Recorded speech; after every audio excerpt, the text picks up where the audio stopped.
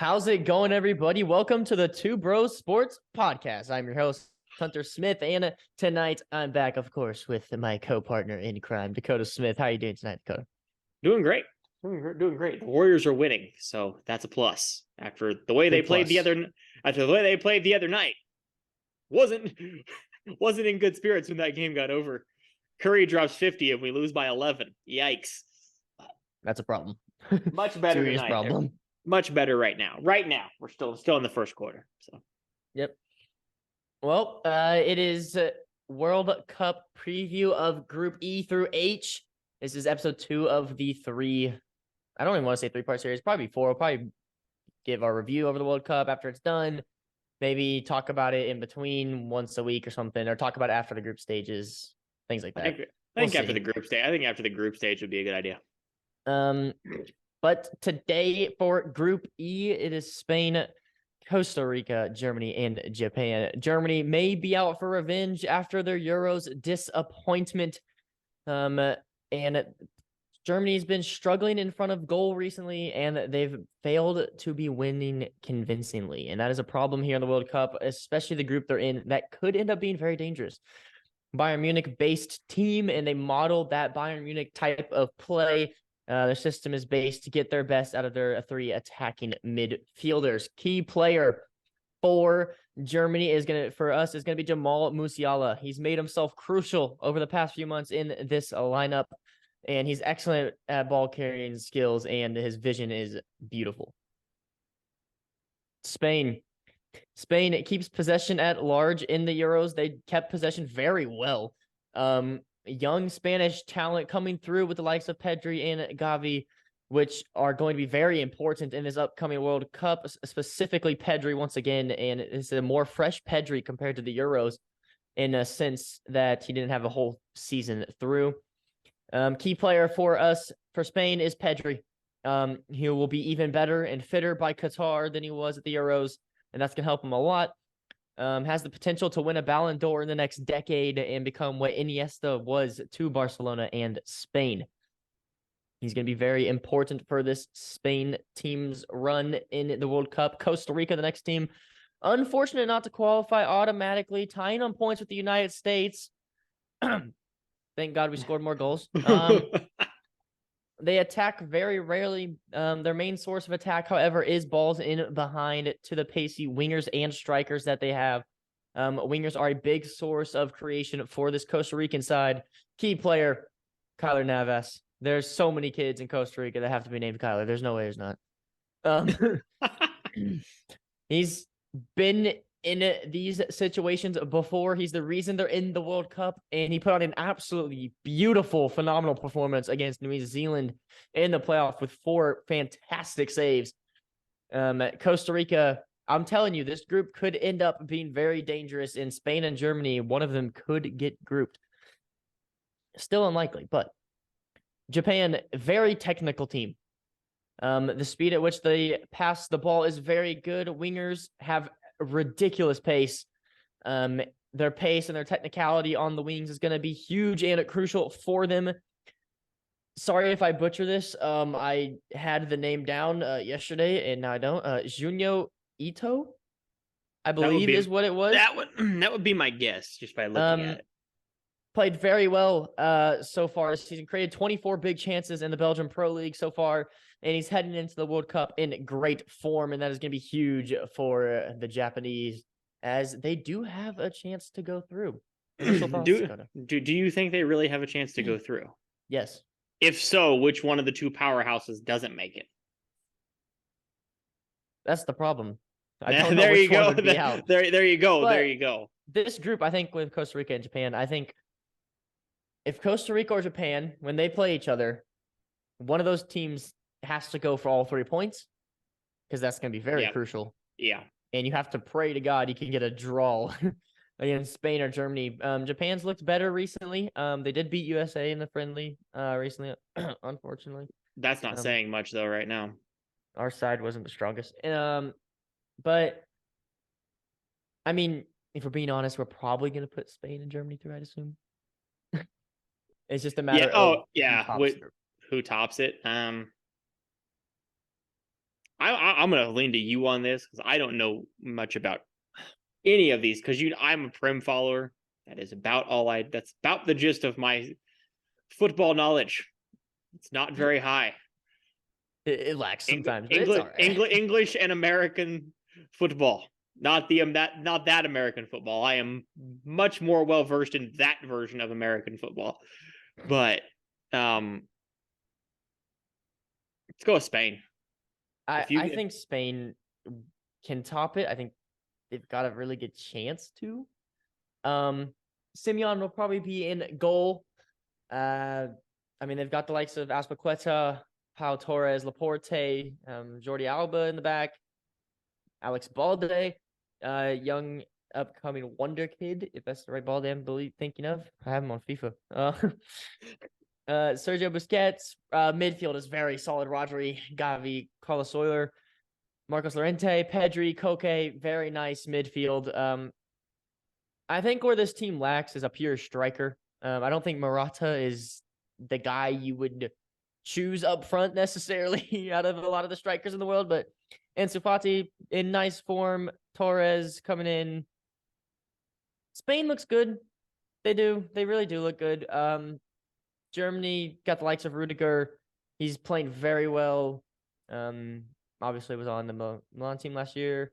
Gundogan playing well in the Prem. Yeah, he's looked good for Man City. Like we said, for key player, Jamal Musiala. Kimmich looks nice. Kai Havertz. It's the same thing with Spain, actually. It's not necessary. Kai Havertz has played well this season so far. I'll give it to him. But it's not that prolific striker you want up front that's going to finish in goal on every good and big chance. So I'll agree with you here. I would say Spain is a good shout. And Germany second. Costa Rica or Japan? I'm thinking Japan because I think Japan. Yeah. I feel like if there's one of those two teams that can do something, it's going to be Japan. I just base this stuff off what I see on TikTok. Yeah, that's really the opinion you're getting from me. Also, Group A, just real quick. Sadio Mane not gonna be in the World Cup anymore. He's still going with the squad. He's that important in the locker room as a locker room guy, things like that. So important to the country. However, this may not turn out. I still think it can, but we'll see. Next group is Group F. And this is the likes of Belgium, Canada, Morocco, Croatia. A lot of people calling this one the group of death. There's no real true group of death, I don't think, this year. Not this year, no. There's been some bad ones in the past. Starting off with Belgium, it's their final chance. It is the final chance for their golden generation, and they have a lot of added pressure because of that. This could be Lukaku's last World Cup, De Bruyne's. There's many players to name. They look to keep the ball for long points in the match, slow tempo to pick out the quality chances, and they like to pounce upon those. Key player, Kevin De Bruyne. He's looked great at Man City this season. He's one of the best players in the world. The quality and creation and ability to play in a double pivot when needed means Belgium don't have to play with a typical number 10, and that's going to help them a lot in this group stage, especially, and in the further knockout stages if they continue. Canada oozes with young talent. I mean, oozes with young talent. Tactically, they're very flexible, though, and they can use an array of different players and formations. They don't really have a set formation at the moment. Been going through some different ones. They like to play attacking football and get on the front foot. Key player, Sile Laren. He's a striker who's a target man. He's particularly useful. Who is that vocal point who Jonathan David can play off of, and that's going to be extremely important for Canada in the World Cup, especially with the likes of Belgium and Croatia in your group stage. It'd probably be a successful World Cup if Canada does get out of the group. I think a lot of Canadians would take that as a success for this year. Morocco, absolutely flawless in qualifying, scoring 20 goals and only conceding 1. Very well done from Morocco. Very balanced squad. Strong point is definitely their wingers, and they have a lot of flair. They like to cut inside and cause damage. Both fullbacks press forward very nicely up the pitch. And one of those players, key player, Hakim Ziyech. Morocco look to him when they need something to happen, and he's going to be on the ball a lot, and he's going to be the man they're going to look forward to, especially for creative opportunities and making runs from that wingback position. Next, Croatia, 1-7, drew 2, lost 1 in qualifying, relatively easily qualifying group, but still only conceding 4 in qualifying for the World Cup. They love to control possession. Modric's last World Cup. Fullbacks get up and stay very wide. Kramaric comes back and collects the ball deep in behind as almost a false 9 for Croatia, and that is going to be particularly useful. Key player, Luka Modric, still amazing box-to-box midfielder at the age of 36. He's a world-class talent, and he's going to be very, very important in Croatia's run. This group, like I said, a lot of people are calling this one the group of death. There's a lot of things that can happen here. Belgium, Courtois, best keeper in the world. Not a question for me. I did not mean to click Canada. I was wiping something off my screen and it's touch. My bad. Okay, so we both do not think that. No. Not a chance. Ignore Canada. Can you not clear it? No. That's annoying. Anyway, that is horribly annoying. Yuri Tielemans in the midfield for Belgium. De Bruyne, obviously. Carrasco, nice midfield. Plenty of options deep in the midfield. Forwards, Romelu Lukaku. They have, I can't say his name. De Ketelaere, something like along those lines. Eden Hazard, if only he was still at Chelsea, is still good. Trossard. He's been really good. He's been really good at Brighton. Trossard has been great this season in the Prem. I will give him it. Canada, like we said, lots of young players. Alphonso Davies, in particular, he's the main man. Buchanan, Jonathan, David, Hutchinson. I mean, actually, Hutchinson's old as heck, I'm pretty sure. Jonathan Osari, I believe, isn't too old, but those main ones up front, it's Alphonso Davies, Jonathan David, Buchanan, Liam Miller. It's a very good side who has potential. I just don't know if it's the right time for Canada yet. You think maybe they still are very good though. Maybe by the time that North American Cup rolls around in 2026. Yeah, and home advantage for Canada. Then, I mean, it helps. I'm sure it will help. You might know this. Is it just the U.S. that gets the host bid? No, it is Canada, U.S., and Mexico. So all 3 teams get in automatically. Yep. That's interesting. Yeah, so I don't know how they'll do North American qualifying because you're not going to put 3 more North American teams. You just go with 1, right? They get 4, right? Yeah, I don't know what they're going to do. Maybe just not do it. Qualify. Yeah, I know. Yeah, so if they give all 3 of those, and yeah, I don't know. I think Canada. I think your better bet's Canada in 2026, just by what I'm hearing from you. I like Belgium. I like Belgium a lot. I do too. I think talent-wise, they're the most talented team in the group. Yes. I love Kevin De Bruyne.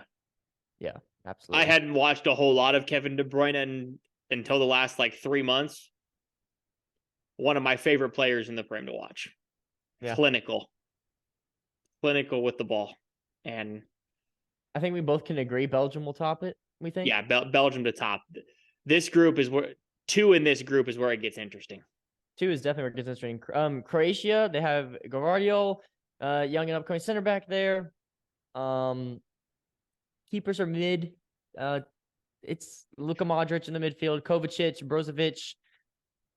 Not bad people to have. Even Perisic as a forward. He also could drop back by a wingback position. Kramaric, like I said, being able to drop back, basically play a false 9 role for Croatia will be very useful, and especially in maintaining possession. I mean, for Morocco, the only name that pops out to me is in Nasiri and Hakim Ziyech.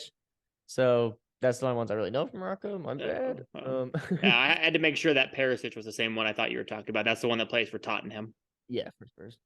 Okay. Yeah, second is where it gets tough. And even third and fourth is tough. I feel like you always want to lean towards the European side here. Yeah. But I'm leaning Canada here. I am as well, actually. I like Croatia. They finished second in the last World Cup in 2018. Luka Lost to Modric was France, he was so amazing in that last World Cup. he could Modric be was good. amazing. But he'll have to be. Like he's going Yeah. to have to be for them Yeah. to get through. Um, Like neither one of us Canada? know a whole lot about Morocco. Yeah, let's do with Canada. For just the Croatia, sake of us Morocco? doing the Croatia, Morocco. Yeah. Sake of having some sort of upset, I guess. Yeah, that's Um, our first. That's like our. But you could argue Poland and Poland, Mexico, maybe. but You could that's argue the US. yeah, you could argue that one too. But I don't have the betting odds in front of me, but moving on to Group G, this does consist of Brazil, Serbia, Switzerland, and Cameroon. I think this is the most balanced group out of all I of do them. too. This one or the next one. Yeah, you said group of death in this one. I thought you were going to say this one because I feel like this group's going to be pretty tough too. But well, I think this here, group I'll has just do this now. Okay. This group has a clear. Okay, yeah, not down there. Okay, yeah, just do it went that down there. now, and then I'm we just can gonna do talk this about now. the rest All of right. it because we all know that Brazil is winning. If Brazil doesn't win this group, it's a disappointment. Yeah. Like this is it here for Brazil. Here you go. Here you go. If And they're we're gonna gonna start win it, off. if they're gonna win it, it's gonna be right here. We're gonna start off with Brazil too. They've won 14, drawn 3, lost 0 in qualifying. Full of attacking talent, obviously. Lack Really? star players, however, in the fullback positions, which could be a worrisome thing for Brazil. But manager TT in charge for 71 matches, might be 72 now, and only lost 5. Very impressive. That is impressive. They like to keep the ball for extended periods. Forwards don't press too much to get the ball back, but the wingers look to stay wide till they get the ball, then cut inside and make those runs either with the ball or without, playing as those inverted winger and inside forward roles. Key player, Neymar. The man Really? for Brazil. There you go. Dynamic man for Brazil. 16 goals and assists combined in qualifying in only 10 appearances. He's a crucial leader for this Brazilian side going into this World Cup. Yeah, Serbia. And also want to mention that Brazil probably has the best goalkeeping in the World Cup too. Oh, absolutely. Our best depth and options, yes. Yeah. You aren't going to find two better options. Or you can argue England. I mean, the only other option is England. That's you the only could other argument. You could argue I England, still think but Brazil. Alisson and Ederson, pick. Have fun. Pick whoever you want. Like an embarrassment of riches in gold, and that's going to help them a lot. But they're gonna this Brazilian team is going to score. Yeah, a lot. Serbia playing with each other for some time now. This is a potential dark horse side. Wingbacks are very crucial to playing crosses into the box, early crosses, and very crucial to their pressing tactics. Key player, Dusan Tadic, only real option at the number 10 position for Serbia. He's the reason they can play Vlahovic and Mitrovic at the same time up top. And those two up top could be very dangerous, and they definitely can score some goals. And that is why Serbia, and alongside with some people, other, talented players, but those two are going to be the goal scorers for them in this World Cup. And Serbia is definitely on the ones to watch list.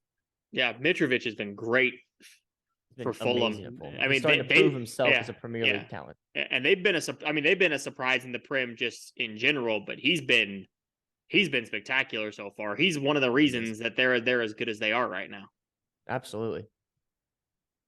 Switzerland, they cause a lot of upsets. It's something about this team that does it, but they drew twice against Italy in qualifying, and who of course did not make the World Cup. And they beat France in the Euros, which is very impressive, beating the World Cup holders in the Euros, and only knocked out on penalties by Spain. They're very good, and they do cause upsets, and I don't know how or why, but they do. Switzerland, tactically, they look to keep the ball, but also limit how open they are in transitions. Conceded only 2 goals in qualifying. However, they need to be more progressive in advancing forward with their young attacking talent. Key player, Zernan Shaqiri, key man for them till he retires. He's the easy option, really. Best player in qualifying for him. He played phenomenal. was the man for any creative play for the Switzerland side in qualifying. Next up, the last team in Group G, Cameroon. This is an exciting team, actually. Their attack is a lot better than their defense in terms of their quality. A lot of pace in those forward areas on the wings and a striker, especially. Expect Mbuemo to stay wider and Carl Toko Akambi to be more of an inside forward for them to be ready for those balls at the back post. They're going to look to pump the ball into the box as much as they can, like they have in previous matches. Key player, again, I had this name correct, and I might butcher it this time, but we'll see. Zambo Anguisi, I believe that was right. Pivotal in establishing their midfield dominance for this side. He's a very high work rate. He's excellent at escaping the press, as Liverpool saw in Champions League recently, and can skip past men in the midfield very well. Group G could also arguably be a group of death with 3 teams. I think Brazil is a lock to go through, personally. I agree. But I think these 3 teams, for battling off that second place, this is definitely a group to watch. Absolutely. I really think you're probably looking at Switzerland or Serbia. Switzerland is just always solid. They're just always solid. And they do cause upsets. So apparently they just like to do it. Yeah. And I think for me it's between them and Serbia. It's nothing against Cameroon, but they're very good. Cameroon's exciting. You're not to this point unless you are really good. Yeah. Well, you are not to this point unless you are very, very good. Okay, let's be real. Italy's not here. Italy should be here. There's maybe some quirks in the qualifying. That's because they're hosting. But if you look at like European qualifying, like, okay, it's hard for everybody. It's hard for everybody. Like Croatia got through, Poland got through, Denmark got through. Wales is here as well. They got Wales came through the playoff, but they're here, and that's what matters. Yeah, I mean, it wasn't an easy ride to get here either. I mean, don't lose. Scotland was in that playoff, and Ukraine. Yeah, don't lose to North Macedonia. Yeah, there you go. There's your problem, Italy. Just don't lose that one game, and you're here. Like they're here if they don't. They're here if they don't lose. Would have lost. Would that have been them in Portugal? In that North Macedonia and Portugal, I think. I might be wrong. I'd have to look that up. I'd have to look it too. I don't remember.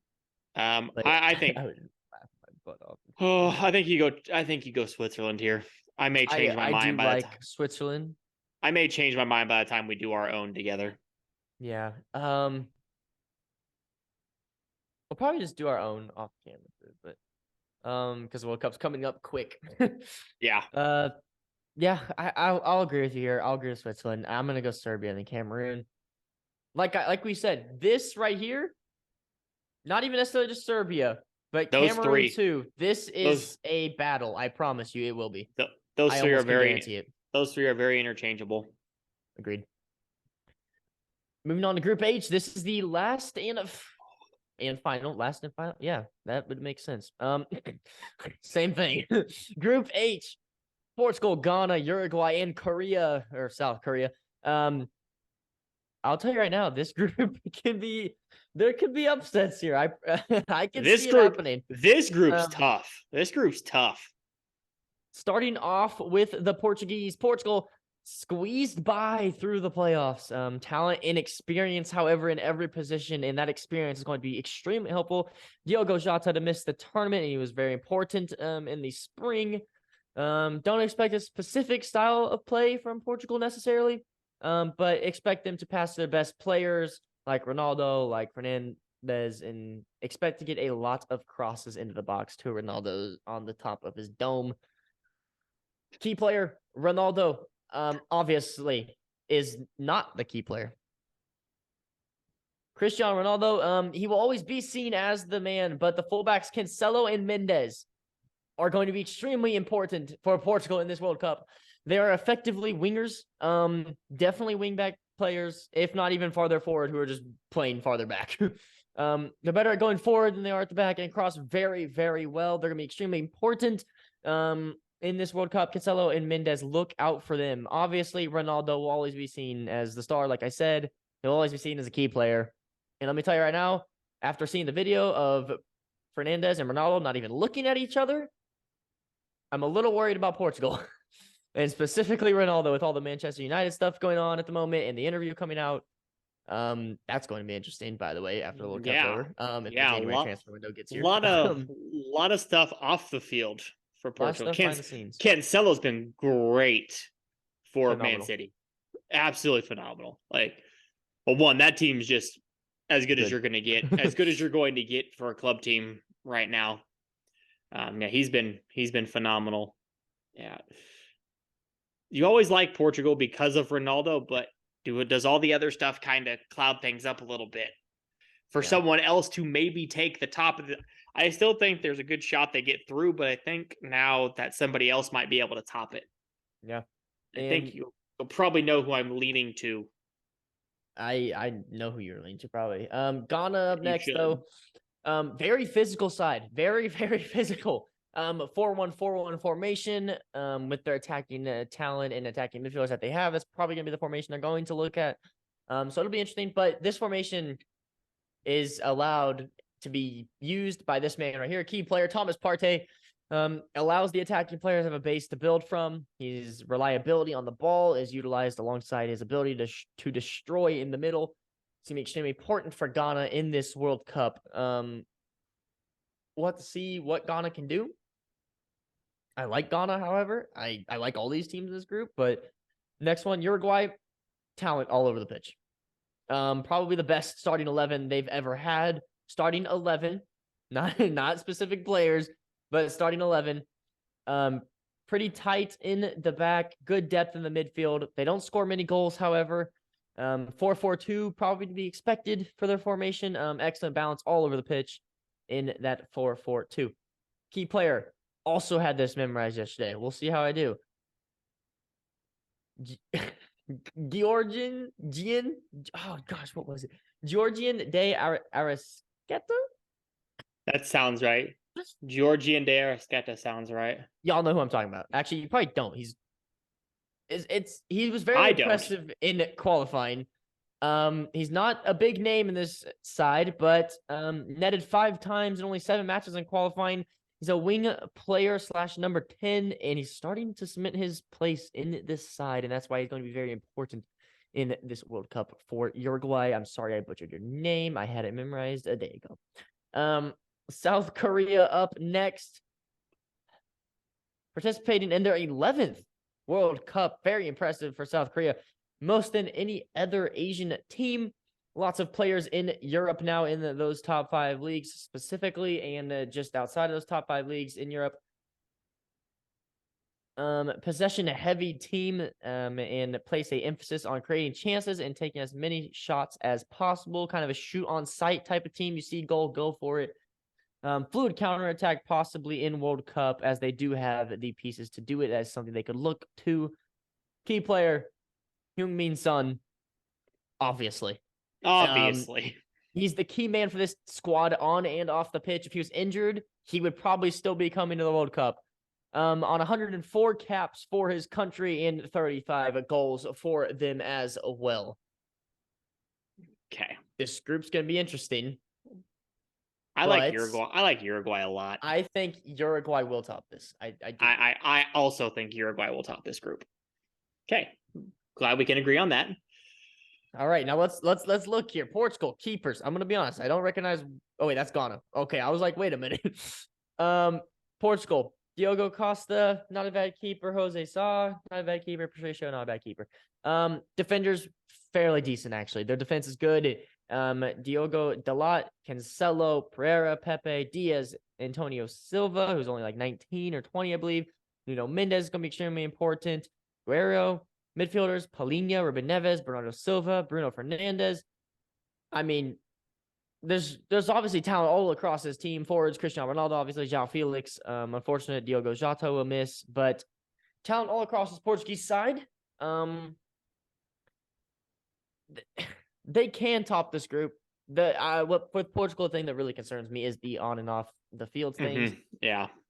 I still think they get through. I do. It's just it might be on closer than what people think. On talent alone, they get through. Yeah, I think that's the key. And then I think I think you go I think Korea, it'll be Ghana. South Korea. And you go Korea. Ghana. Okay, I do too. Okay. All right. Well, there's our 16 that get through.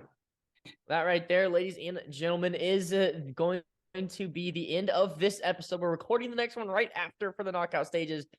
And that is the group stages right there. That's what we're thinking as a group together, which I think we agreed on most of them anyway. We'll probably make our own predictions off of camera before Sunday, and we'll just kind of keep them in like on our tabs or something, or saved in pictures or something, and we'll see maybe who has the best.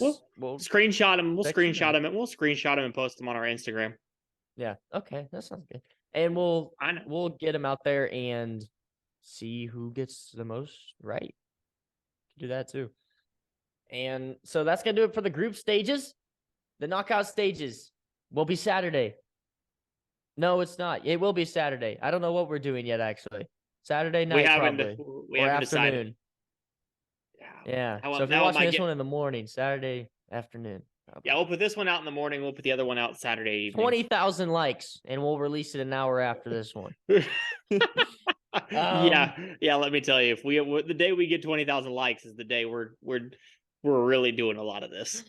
But that's gonna do it for this episode of the World Cup Groups E through H. That is it for the group stage, and we will get right back into recording for the round of 16. That's gonna do it for this podcast. We'll see you next time. Hope you have a great day, and goodbye.